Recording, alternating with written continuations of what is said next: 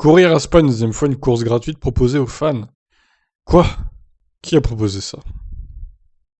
Une question a été posée en conférence de presse aux 3 pilotes qui ont fini sur le podium de la course. Et si c'était logistiquement possible, être arrangé contractuellement de revenir à Spa plus tard dans l'année pour tenir cette course qui n'a pas eu lieu. Le calendrier est passé de 23 à 22 courses et il se pourrait qu'une autre course en Europe soit nécessaire en cas de nouvelles annulations. Pour le poleman et donc vainqueur, Verstappen, ce serait pas forcément une bonne idée. On fait déjà trop de courses, donc on devrait choisir les bonnes pistes, bien sûr d'abord, les plus excitantes. Mais revenir ici, je ne vois pas ça arriver, surtout quand tu as déjà 22 courses au calendrier.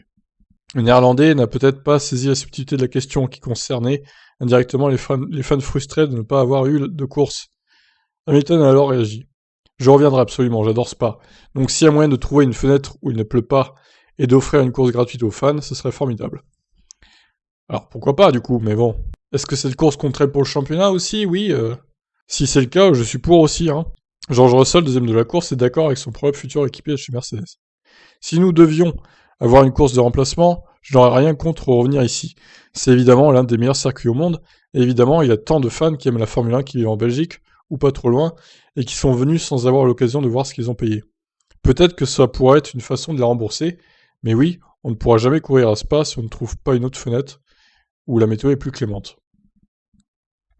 Après, on peut aller voir la météo justement, ce qu'il prévoit pour les 2 prochaines semaines.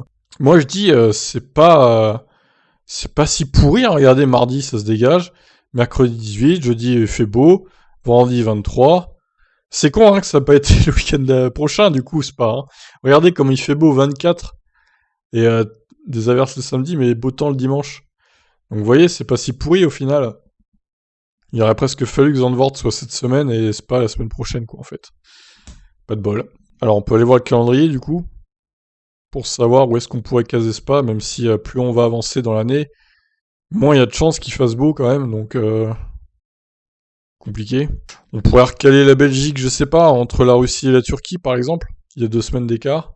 Ou alors on la place après le Brésil, à la place du Qatar si ça se fait pas.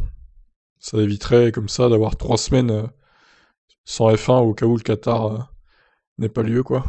Même si fin novembre, je suis pas sûr qu'il fasse très très beau à Spa, peut-être même qu'il y aurait de la neige. Donc bon.